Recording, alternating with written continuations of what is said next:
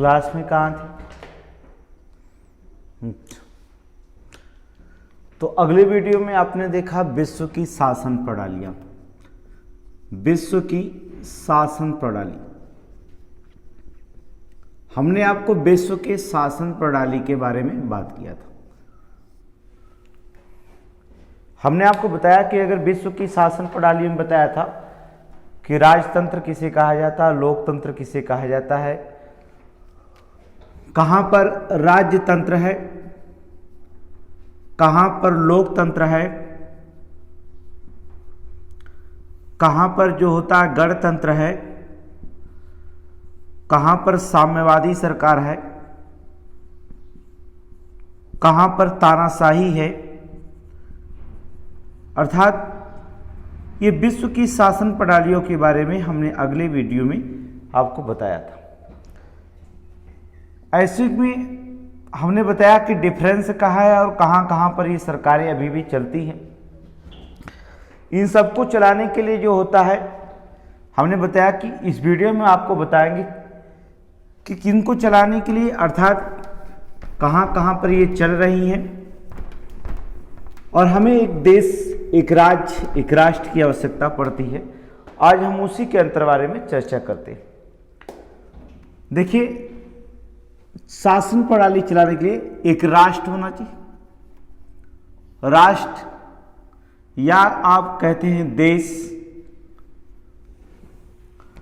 या कह सकते हैं प्रांत और राज्य।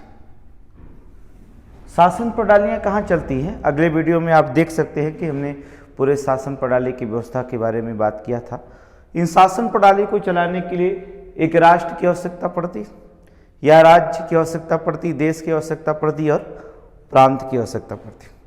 राष्ट्र शब्द से देखिए, एक राष्ट्र शब्द से जो होता है भावना का शब्द जुड़ा होता है। इससे क्या जुड़ता है? भावना से जुड़ा हो। अगर हम कह देते हैं राष्ट्र, तो राष्ट्र ऐसा लगता है कि यह शब्द किससे जुड़ा होता है? भावनाओं से जुड़ा होता था, भावना से जुड़ा हुआ होता है। राष्ट्र किससे मिलकर बनता है? जहां जन हो, भूमि हो और संस्कृति प्लस संस्कृति, जब इन तीनों को मिलाया जाता है, जन, भूमि और संस्कृति, तब एक जो होता है राष्ट्र का क्या करता है? निर्माण होता है। किसका? राष्ट्र का निर्माण होता है। जन, भूमि और संस्कृति को अगर मिलाएंगे तब एक राष्ट्र का क्या होता है? निर्माण होता है। आपको बता दें, भारत जो होता है सदियों से एक राज्य रहा है, लेकिन राष्ट्रीयताएं की भावना भारत में उतार चढ़ाव आते रहे हैं। हम आपको बता दें कि राष्ट्र का एक राष्ट्राध्यक्ष होता है, राष्ट्र का एक राष्ट्राध्यक्ष होता है, और यही राष्ट्राध्यक्ष जो होता है संवैधानिक प्रमुख कहलाता है। क्या होता है? संवैधानिक जो होता है प्रमुख होता है। राष्ट्र का एक राष्ट्राध्यक्ष होता है जिसे आप संवैधानिक प्रमुख कहलाते हैं। अगर इंडिया के परिप्रेक्ष्य में देखें तो देखिए, जो भी हो, जो समस्त शक्तियां होती हैं राष्ट्र में, शासन की जो भी समस्त शक्तियां होती, कहा जाए कि शासन की जो समस्त शक्ति होती है वो किस में निहित होती है? एक राष्ट्राध्यक्ष के में निहित होती है। और राष्ट्राध्यक्ष जो होता है वो संवैधानिक प्रमुख कहलाता है। इंडिया में देखेंगे तो हमने कहा कि भारत एक सदियों से राज रहा है, लेकिन राष्ट्रीयता के भावना का उतार चढ़ाव आता रहा होगा। इंडिया के परिप्रेक्ष्य में अगर देखें तो कैसे उतार चढ़ाव आता रहा होगा इंडिया के परिप्रेक्ष्य में? इंडिया में राष्ट्राध्यक्ष और शासनाध्यक्ष दोनों होता है। राष्ट्राध्यक्ष और शासनाध्यक्ष देखेंगे, राष्ट्राध्यक्ष और शासनाध्यक्ष दोनों होता। राष्ट्राध्यक्ष का मतलब होता है राष्ट्रपति होता है हमारे यहाँ, आप जानते हैं, प्रेसिडेंट अर्थात राष्ट्रपति होता है, जबकि शासनाध्यक्ष में जो होता है वो प्रधानमंत्री आते हैं, प्रधानमंत्री होता है। तो आपको समझ में आ गया कि राष्ट्र किसे कहा जाता है? राष्ट्र एक भावना से जुड़ा हुआ है। जहाँ जन, भूमि और संस्कृति हो वहाँ राष्ट्र का क्या होता है, निर्माण होता है। शासन की समस्त शक्तियाँ जो होती है राष्ट्राध्यक्ष में होती हैं। राष्ट्राध्यक्ष जो होता है संवैधानिक प्रमुख होता है। और इंडिया में जानते हैं कि राष्ट्र और शासनाध्यक्ष दो होते हैं। राष्ट्राध्यक्ष जो होता है राष्ट्रपति होता है, लेकिन शासनाध्यक्ष जो होता है वो आपका प्रधानमंत्री होता है। देश किसे कहा जाता है? देखिए राष्ट्र आप जान गए, देश किसे कहा जाता है? देश जो होता है एक भौगोलिक शब्द होता है। आपको बता दें, अगर देश की बात करें तो देश जो होता है एक भौगोलिक शब्द से जुड़ा हुआ एक शब्द है, वाक्य है, कह सकते हैं इसे। देश जो होता है एक भौगोलिक शब्द है।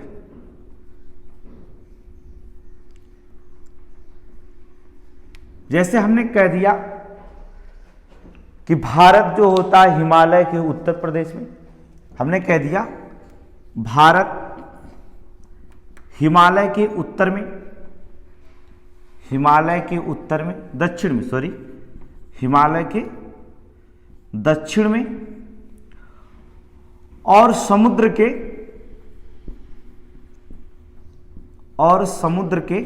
उत्तर में स्थित है,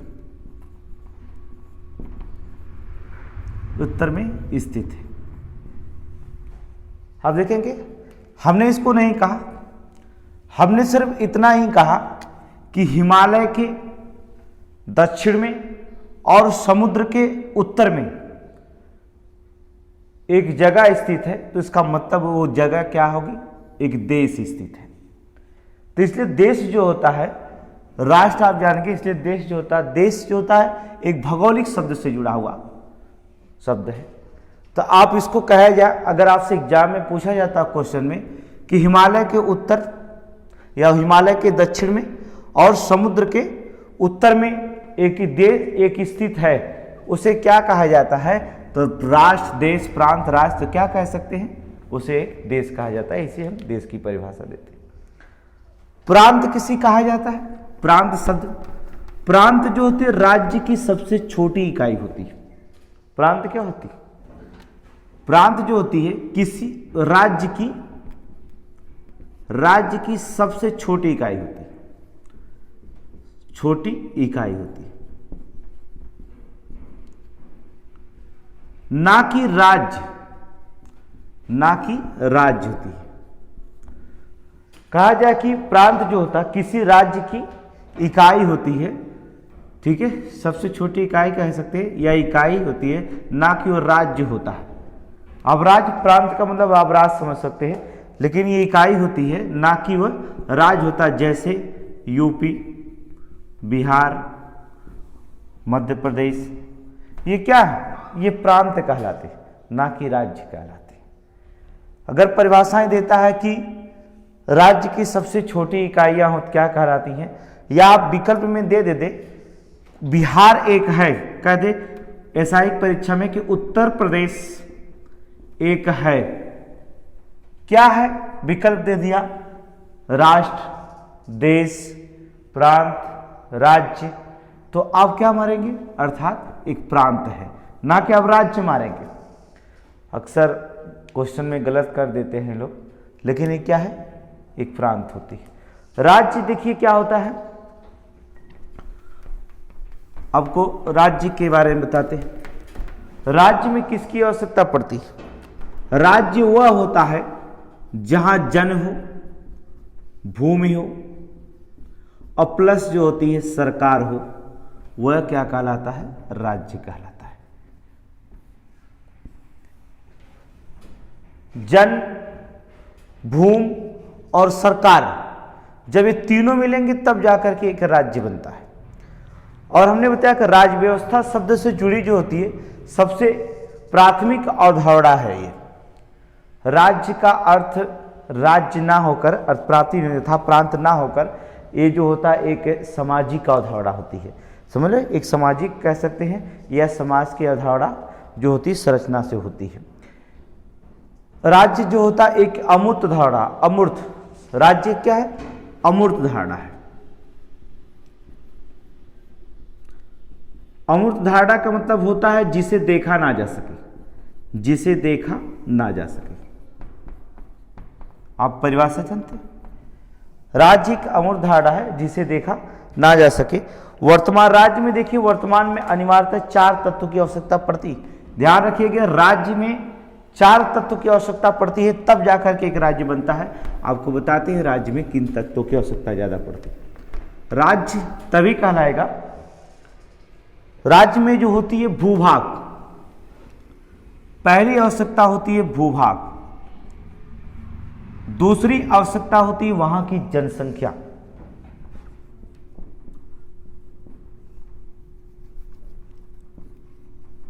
जनसंख्या पॉपुलेशन, तीसरी आवश्यकता होती है सरकार,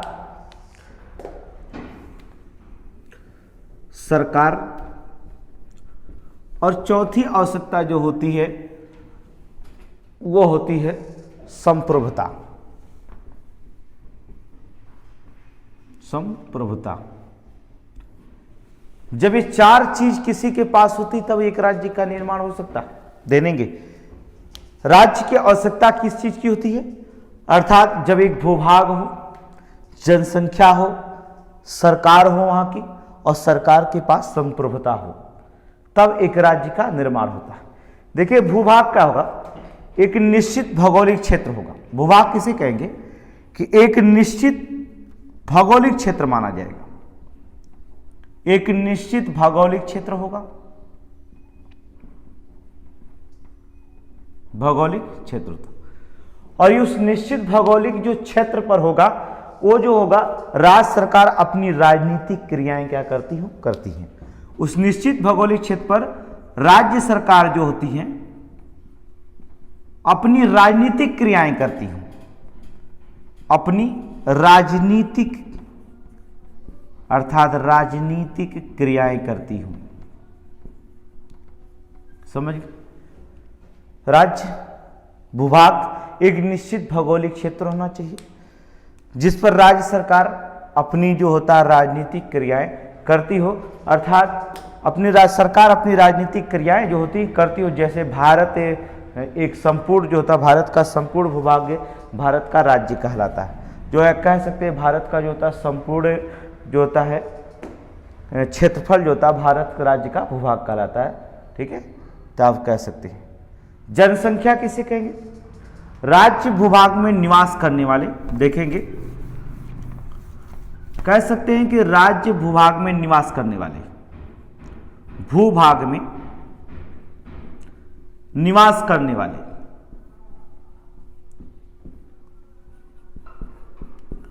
भूभाग में कौन निवास करता है, अर्थात कह सकते हैं भूभाग में निवास करने वाले एक ऐसा जन समुदाय जो राजनीतिक व्यवस्था के अनुसार संचालित होती है। ऐसा जन समुदाय हो, ऐसा जन समुदाय जो राजनीतिक क्रियाओं के अनुसार संचालित होती है, जो राजनीतिक क्रियाओं के अनुसार क्रियाओं के अनुसार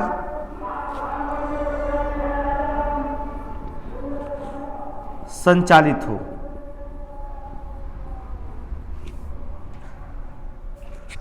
कहा जाता है कि ऐसा समुदाय जो राजनीतिक क्रियाओं के अनुसार क्या होते हो, संचालित होते हैं। अर्थात जनसंख्या नहीं है, अगर जनसंख्या नहीं तो राज्य क्या है, निरर्थक माना जाता है। जहां जनसंख्या अगर ना हो वहां राज्य जो होता है निरर्थक मानी जाती है। अर्थात राज्य में जनसंख्या होना क्या अनिवार्य। सरकार कैसे कहते हैं? सरकार आप किसे कहा जाता है? सरकार एक या एक से अधिक व्यक्तियों का वह समूह होता है।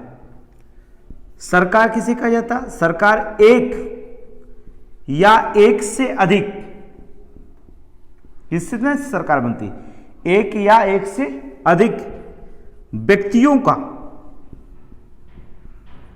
का वह समूह होता है, वह समूह। राज्य किसे कहा जाता है? एक या एक से व्यक्तियों का वह समूह जो व्यवहारिक स्तर पर राजनीतिक क्रियाओं का प्रयोग कर रहा हो। किस पे? व्यवहारिक स्तर पर, व्यवहारिक स्तर पर राजनीतिक क्रियाओं का प्रयोग करता हो, राजनीतिक क्रियाओं का प्रयोग कर रहा हो।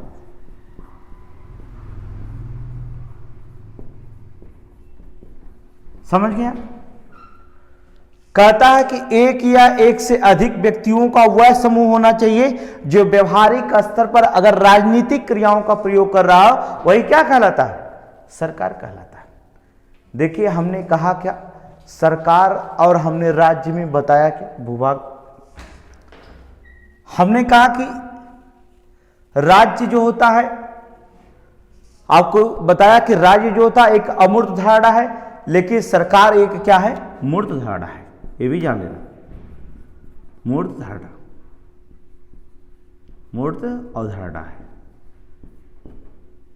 राज्य अमूर्त अवधारणा है जिसे देखा नहीं जा सकता, लेकिन सरकार जो होता है एक मूर्त अवधारणा है जिसे देखा जा सकता है सरकार को, अर्थात उसे क्या कहेंगे?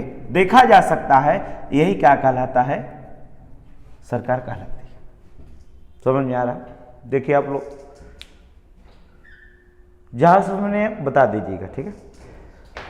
अब देखेंगे संप्रभुता किसे कहलाता? संप्रभुता आप जान गए कि राज्य में भूभाग किसे कहा जाएगा, जनसंख्या किसे कही जाएगी, सरकार किसे कहा जाएगा? संप्रभुता। देखिए, राज्य के पास अर्थात उसकी सरकार के पास अपना भूभाग और जनसंख्या हो, संप्रभुता किसे कहते? राज्य के पास कह सकते या सरकार के पास, राज्य के पास कहो, राज्य या सरकार के पास अपनी जनसंख्या, अपनी भूभाग हो। आपने कहा क्या होना चाहिए? भूभाग, और फिर आपने कहा क्या हो? जनसंख्या हो। भूभाग हो और जनसंख्या हो, जिस पर क्या करता है? सीमाओं के भीतर कोई भी निर्णय जो होता है अपनी भूभाग और जनसंख्या पर, मतलब अपनी सीमाओं, अपने देश के अर्थात अपनी सीमाओं के भीतर, सीमाओं के भीतर, सीमाओं के भीतर अगर कोई निर्णय ले, कोई अगर पूरी निर्णय लेने की पूरी शक्ति होनी चाहिए। हमने कहा कि राज्य या सरकार के पास अपनी भूभाग, जनसंख्या, अपनी सीमाओं के भीतर जो होता है अगर निर्णय लेने की पूरी शक्ति होनी चाहिए, अर्थात जब पूरी शक्ति हो निर्णय लेने की पूरी शक्ति हो, पूरी शक्ति हो, किसी बाहरी व्यक्ति का दबाव ना होना चाहिए, किसी बाहरी देश या राज्य का दबाव ना हो, तो हम कहा जाता, हम संप्रभुत्व, क्या कहा जाता? उसे ही क्या कहेंगे? संप्रभुता कहेंगे। देखिए, संप्रभुता किसे कहा जाता? राज्य या सरकार के पास अपनी भूभाग या जनसंख्या या सीमाओं के भीतर जो होता, राज्य, सरकार या कह सकते हैं कि जनसंख्या हो, अर्थात राजनीतिक क्रियाओं पर जो होता है अपना निर्णय लेने के लिए पूरी शक्ति आपके पास होती है, अर्थात किसी बाहरी व्यक्ति को, सीमाओं के अंदर जो होता है कोई बाहरी व्यक्ति का दबाव ना हो, तो उसे कहा जाता है एक संप्रभुता होता है। आप देखिए, इंडिया भी एक संप्रभुत्व राज्य है, अमेरिका भी एक संप्रभुत्व राज्य है। अब देखिए, हमने कहा कि आप जान गए कि शासन प्रणालियां देश राज्य चलाने के लिए, हमने इनको चलाने के लिए जो होता है प्रशासन के एक अंग मानेंगे, चलाने के लिए इन सभी को, भूभाग, निर्णय लेना, निर्णय करना, इनको चलाने के लिए हमने 3 भागों में बांट कर देखते हैं। देखिए कैसे राज्य के जो होते हैं, राज्य की शक्तियां जो होती 3 भागों में हमने बांट दिया। अगर आप भारत में देखेंगे, राज्य की शक्तियां, राज्य की शक्तियां 3 भागों में हमने बांट दिया, 3 भागों में बांटा। इन 3 भागों में बांटा, देखिए कैसे, देखिए क्यों बांटा?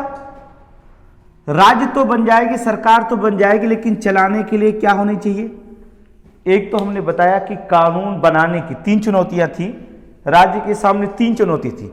कानून की निर्माण करने की, कानून की निर्माण करना, निर्माण करने की। पहली चुनौती थी, राज्य की 3 चुनौतियां होती हैं सरकार के पास। कानून बनाने की चुनौती। दूसरी जो होती है, कानून के अनुसार कानून के अनुसार कार्य करने या संचालन कराने की चुनौती। कार्य करने, कानून के अनुसार कार्य का के अनुसार कार्य का संचालन करने की चुनौती। संचालन करने की चुनौती।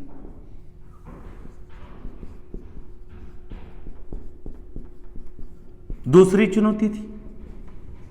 पहली चुनौती क्या हुआ? कानून के निर्माण करने की चुनौती, निर्माण करने की। दूसरी, कानून के अनुसार कार्य का संचालन करने की चुनौती। अगर कानून बनता है, निर्माण होता है, संचालन करता है, कभी कभी क्या होता है, व्यक्ति के आपसी विवाद, क्या हो गया, व्यक्ति को जो होता है, सरकार में क्या होगा, राज्य में व्यक्ति के आपसी विवाद या व्यक्ति के आपसी विवाद, या जो होता व्यक्ति के सरकार के साथ विवाद, या हो सकता है किसी व्यक्ति को कानून सही नहीं है तो व्यक्ति का जो होता है, व्यक्ति का सरकार से विवाद भी हो सकता है। जैसे आप इस समय देख रहे हैं किसान आंदोलन, देख रहे, सरकार से विवाद है। किसान आंदोलन लेकर धरने में दिल्ली में बैठे हुए, ये किससे विवाद है? सरकार। इन व्यक्तियों को संचालन के लिए कानून बनाने के अनुसार व्यक्ति के आपसी विवाद या व्यक्ति या सरकार का विवाद जो होता है, इनके अनुसार जो होता चलाने के लिए भी क्या होगा, एक चुनौती थी, अर्थात अनुसार न्याय व्यवस्था संचालन करने की चुनौती। न्याय क्या? न्याय व्यवस्था संचालन करने की चुनौती, करने की चुनौती।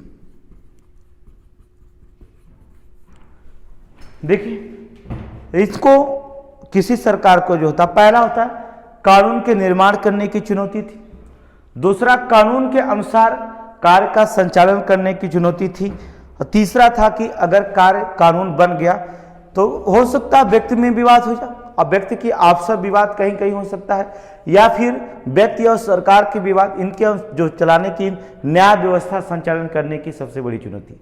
इसके लिए हमने 3 बात बताई। तीनों को निकालने के लिए 3 चीज बनाए हमने। कानून निर्माण चुनौती जो बनाई गई उसे कहा गया विधायिका।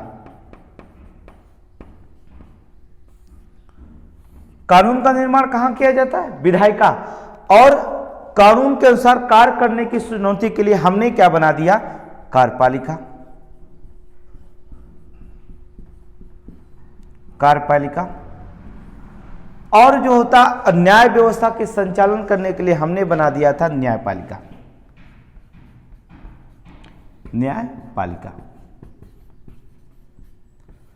अब तो देखिए, तीनों को हमने हल कर दिया, अर्थात कानून का निर्माण विधायिका में करेंगे और कानून के अनुसार कार्य करने की संचालन की चुनौती कार्यपालिका में पड़ेंगे। व्यक्ति को आपसी विवाद या व्यक्ति सरकार के विवाद के अनुसार न्याय व्यवस्था को संचालन करने की जो चुनौती हमने क्या कर दिया? न्यायपालिका को दे दिया। आपको बता दें, फ्रेंच का इनको पृथक करने के कारण एक फ्रेंच दार्शनिक थे। इन तीनों को पृथक करने वाला एक फ्रेंच दार्शनिक आप जानते होंगे, एक फ्रेंच दार्शनिक था या दार्शनिक थे। कौन? मॉन्टेस्क्यू का नाम सुने होंगे। मॉन्टेस्क्यू। इन्होंने सबसे पहले जो होता है इन तीनों शक्तियों को अलग अलग पृथक्करण किया। इन्होंने तीनों शक्तियों को क्या किया? अलग अलग पृथक किया, जिसे कहा जाता है शक्ति का पृथक्करण। शक्ति का पृथक्करण क्या कहा जाता है? शक्ति का पृथक्करण कहा जाता है। अर्थात इन्होंने क्या किया? फ्रेंच दार्शनिक मॉन्टेस्क्यू ने इन तीनों शक्तियों को जो होता अलग अलग भागों में जो होता पृथक किया। बाद में इसे क्या कहा जाता? शक्ति का पृथक्करण किया। अब देखिए, 3 भागों में बांट करके हमने राज्य की शक्तियां बता दिया। कानून का निर्माण विधायिका में करेंगे, कानून का कार्य के अनुसार संचालन जो होता है कार्यपालिका में करेंगे, लेकिन व्यक्ति को आपसी विवाद या सरकार के अनुसार जो व्यक्ति के विवाद या व्यक्ति और सरकार के विवाद, उसको चलाने के लिए हमने न्याय व्यवस्था संचालन करने की चुनौती थी, जिसे हम न्यायपालिका में कर दिया गया। अब आपको बता दें कि विधायिका के बारे में हम चर्चा करते हैं। विधायिका में क्या होता है थोड़ा सा देखेंगे विधायिका के बारे में। आप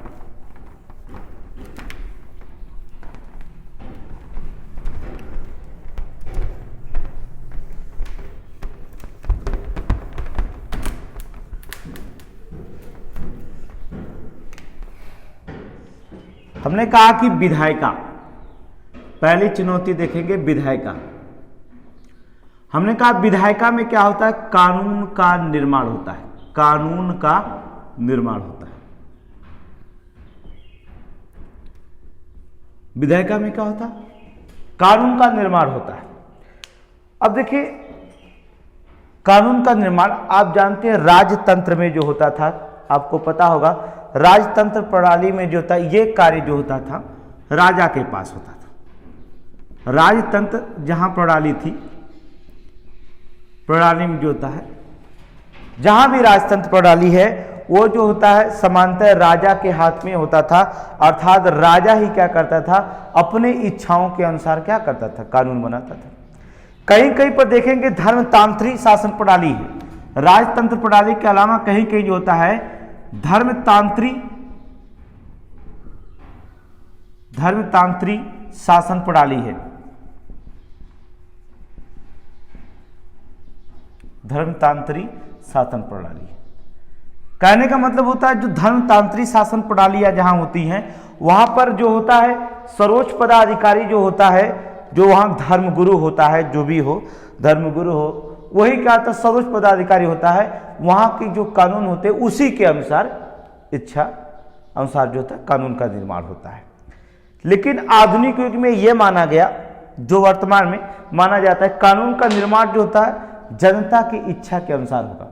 अब भारत में देख लीजिए, भारत एक लोकतांत्रिक देश है, इसलिए जनता, हमने बताया कि अब्राहम लिंकन ने बताया कि डेमोक्रेसी इज द पीपुल। हमने कहा कि भारत एक लोकतांत्रिक देश है, यहाँ पर जो भी निर्णय होगा वह जनता के द्वारा होगा, जनता के द्वारा लिए जाएंगे और जनता के द्वारा ही चलाए जाएंगे। तो अब देखेंगे वर्तमान में देखेंगे, अर्थात आधुनिक काल में देखेंगे, अगर हम आधुनिक काल की बात करें तो अब जो होता है जनता के इच्छा अनुसार ही क्या करता है होना चाहिए। छोटे छोटे जो जहाँ छोटे देश हैं वहाँ पर जनता की इच्छा जो सीधे तौर पर जो होता है ले ली जाती है, लेकिन जहाँ बड़े देश है वहाँ पर जनता के सीधे तौर पर ली नहीं जाती। तो हम बता दें जहाँ छोटे देश होते हैं, जब जनता का इच्छा सीधे क्या कर लिया जाए, सीधे तौर पर क्या कर लिया जाता है, माना जा सकता है। इसलिए कुछ देशों में जो होता है प्रत्यक्ष लोकतंत्र कहा जाता है। जनता का सीधे तौर पर फैसला, अगर सीधे तौर पर फैसला होता, सीधे तौर पर जो होता है इच्छा प्रकट की जाती है, तो वहां पर जो होता है प्रत्यक्ष लोकतंत्र होता है, प्रत्यक्ष लोकतंत्र होता है। लेकिन प्रत्यक्ष लोकतंत्र के भी तीन पहल होते हैं। देखिए कहीं कहीं ऐसे छोटे छोटे देश होते हैं जहां पर जनसंख्या कम है, इसलिए हम जनता से क्या करते हैं, सीधे जो होता है तौर पे जो होती है उनकी इच्छा जान लेते हैं, उसे हम क्या कहेंगे, प्रत्यक्ष लोकतंत्र कहेंगे। इस प्रत्यक्ष लोकतंत्र में क्या होता है, लोकतंत्र जो होता है जनता के सीधे इच्छा जानने के लिए तीन प्रणालियां मानी जाती हैं। अगर आप जानेंगे तो कैसे जनता की इच्छा की प्रणाली हम जानते हैं, जनता की इच्छा की प्रणाली जो एग्जाम एसआई में जो होता है मोस्ट इंपोर्टेंट माना जाता है।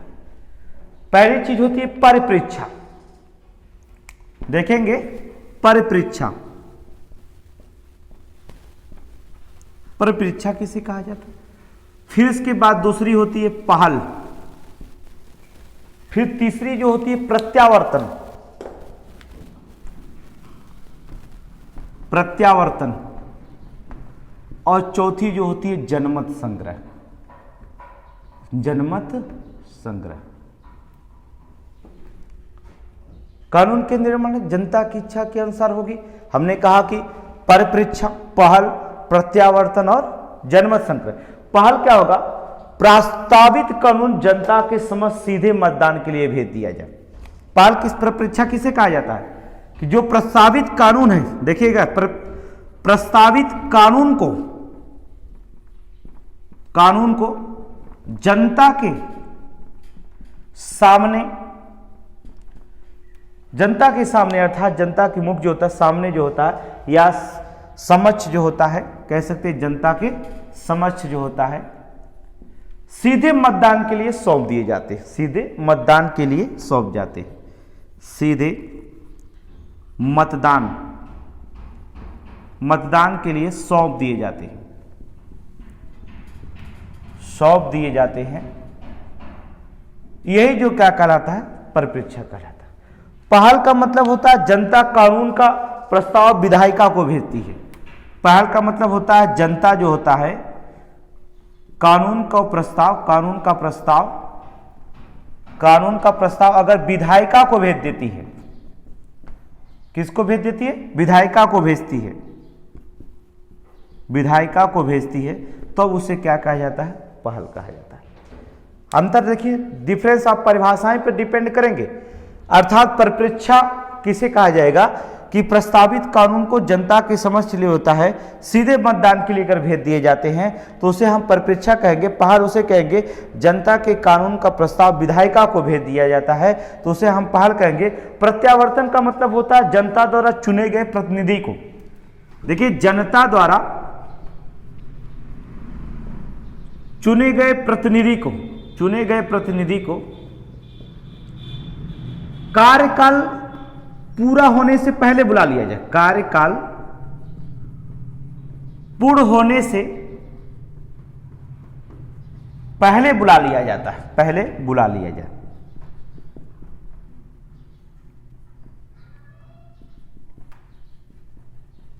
प्रत्यावर्तन कहलाता है। कहा कि जनता द्वारा चुने गए प्रतिनिधि को उसका कार्यकाल पहले ही पूरा होने से पहले उसे क्या करती जनता, अगर वापस बुला लेती है तो उसे क्या किया जाता है, प्रत्यावर्तन कहलाता है। परिभाषाएं तो स्पष्ट है, क्योंकि किसी की परिभाषा पूछ करके कोई भी आपसे ऑब्जेक्शन, कोई भी क्वेश्चन डाल सकता है जिसे आपको आना चाहिए। तो प्रत्यावर्तन, पहल और परिप्रेक्ष्य में तीनों एक ही सेम है, लेकिन परिभाषाएं थोड़ी थोड़ी अंतर है। हमने बताया कि जनता द्वारा चुने गए प्रतिनिधि को कार्यकाल पूरा होने से पहले ही क्या किया, प्रतिनिधि को वापस बुला लिया जाता है, वो प्रत्यावर्तन कहलाता है। पहल का मतलब होता है जनता कानून के प्रस्ताव जब विधायिका को भेजती है तो उसे पहल कहा जाता है। और परिप्रेक्ष्य का मतलब होता है प्रस्तावित कानून जो होता है जनता के समक्ष जो होता है मतदान के लिए पेश किया जाता है तो उसे परिप्रेक्ष्य कहा जाता है। जनमत संग्रह को देख लेते हैं कि जनमत संग्रह की जाता है जब जनता द्वारा चुने गए प्रतिनिधि को वापस बुला लिया जाए तो प्रत्यावर्तन कहलाता है।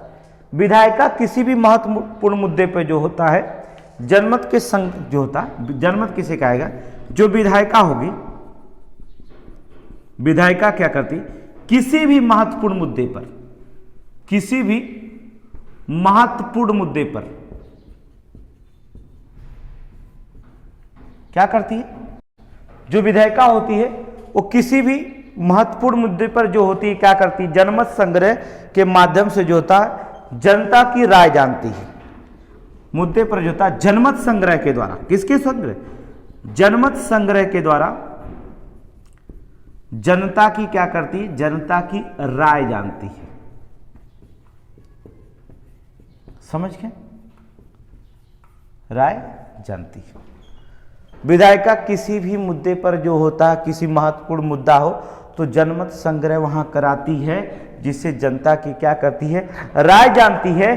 तत्पश्चात जो होती है जनता की राय जानने के बाद जो होती है, जनता की राय जानने के बाद ही जो होती है, तत्पश्चात जो होती है उसके बाद, अर्थात तत्पश्चात कानून का क्या करती है, निर्माण करती है, कानून का निर्माण करती है। समझ गया। अर्थात जनमत संग्रह, विधायिका किसी भी महत्वपूर्ण मुद्दे पर जो होता है जनमत संग्रह, जनता की राय जानना चाहती है और जनता की राय जान करके ही जो होता हो जनमत संग्रह कराती है, तब जाकर के वो क्या करती है, कानून का निर्माण करती है, उसे कहा जाता है जनमत संग्रह। देखिए समांतर बड़े भूभाग पर, अर्थात आप भारत पे देख लीजिए, लोकतंत्र है, यहाँ पर जो होता है सीधे तौर पर जनता से हम जो होते हैं प्रत्यक्ष रूप से, अर्थात जनता से सीधे तौर पर जो होता है हम प्रत्यक्ष लोकतंत्र की स्थापना नहीं कर सकते। इसके लिए क्या कर दिया, बड़े भूभागों पर जो होता है अधिक क्षेत्रफल हो के कारण जो होता है सारी जनता की राय या व्यवहारिक नहीं हो पाता है जो होता है, इसलिए आजकल जो होता है अधिकांश देशों में प्रतिनिधि को जो होता है लोकतंत्र के माध्यम से जो होता है विधायिका का गठन किया जाता है। पूरी जनता है, सबकी राय तो हम ले नहीं सकते, इतने बड़े भूभाग और इतनी अधिक जनसंख्या को राय जानने के लिए, तो हमने लोकतंत्र में जो होता है विधायिका का क्या कर दिया, गठन कर दिया। लोकतंत्र देशों में जो होता है विधायिका का क्या किया जाता है, गठन किया जाता है, विधायिका का गठन किया जाता है, विधायिका का गठन किया जाता है। अब ये जो होता है इसके अंतर्गत क्या होता है, जो विधायिका बनती है इसके अंतर्गत जो होता है विशेष जन समुदाय का एक प्रतिनिधि जो होता है चुन करके, जिस भी राज्य का हो चाहे किसी क्षेत्र का हो, विशेष राज्य समुदाय का जो होता है एक प्रतिनिधि चुन करके जो होता है विधायिका में क्या किया जाता है, फेर दिया जाता है। और यह समझा जाता है कि वो प्रतिनिधि जो चुन कर आया है वो जनता के अनुसार चुन के आया है, जनता के अनुसार जो होता है चुन कर आया है, इसलिए वो जनता की इच्छा जानता है। और हमने क्या करते हैं, जनता की इच्छा जानता है तो वो क्या करेगा, उस विधायिका में क्या करेगा, प्रस्तुत करेगा। तो इसलिए मान लिया जाएगा कि वो जो विधायिका में प्रस्तुत किया जनता के अनुसार चुन कर आया है और उसकी इच्छा को वो जानता है, और जानता है तो विधायिका में वो प्रस्तुत करेगा। तो माना जाता है ये कानून जो होता है किसके लिए बना गया, जनता के लिए बनाया गया। लेकिन विधायिका में भी कहीं कहीं जो होते दो सदन होते, कहीं कहीं जो होते हैं दो सदन होते हैं। हमने बताया आपको विधायिका जब हम पढ़ाएंगे आपको विस्तार से तो आपको बताएंगे। जैसे अगर एग्जाम्पल के तौर पे मान लीजिए कि दो सदन में, जैसे हमने कहा कि लोकसभा कह सकते हैं और राज्यसभा कह सकते हैं। लोकसभा के जो चुनाव होता है वो जनता के क्या होता है, प्रत्यक्ष मत द्वारा होता है, जनता के सीधे तौर पर चुनाते, अर्थात जनता उनको क्या करती है, चुनती है। लेकिन यहां पर जो होता है आप एग्जाम्पल ले लेंगे, चलिए इसी से समझ लीजिए, कोई दिक्कत नहीं। आप विधायिका की बात करें, कार्यपालिका की नहीं बात कर रहे थे, तो चलिए कोई बात नहीं, बस एग्जाम्पल आप समझ लीजिए कि दो सदन होती है। जो सदन जनता से जो होता है सीधे तौर पर चुन के आए उसे हम क्या करते हैं, जनता उसे चुनती है तो उसे हम क्या कहा जाता है कि एक सदन। और जब वो क्या करेंगे, वहां दो सदन होता है जब हम किसी विशेष राज्य के द्वारा होता है, विशेष व्यक्तियों को द्वारा चुनते हैं, तो हम वहां पर क्या कहेंगे, दो सदन कहेंगे। तो भारत के जो होता है राज्यसभा, भारत का कौन, राज्यसभा जो होता है, और अमेरिका के सीनेट के बाद जो होता है यहाँ पर राज्यसभा जो होती है, चुन के जैसे व्यक्ति आते हैं, आपको बता दिया जाएगा विस्तार से कहाँ कहाँ से राज्यसभा में चुन करके आते हैं, कितने मनोनीत किया जा सकता है। तो ये विधायिका की पहल होगी। अगला वीडियो में आपको हम बता देंगे कि कार्यपालिका का कार्य हो जाएगा, जो विधायिका कानून बनाएगी उसे संचालन करने का कार्य कौन करता है, कार्यपालिका करती है। और कार्यपालिका कार्य करती है और विवादों का निपटारण जो करता है कौन करता है, न्यायपालिका कार्य करती है। तो कार्यपालिका और न्यायपालिका और विधायिका, हम तीनों का वीडियो जो होता है विस्तार से आपको बताएंगे। अर्थात आप जो होता है इस चैनल को देखते रहिएगा, फिर आपको तीनों का वीडियो हम विस्तार से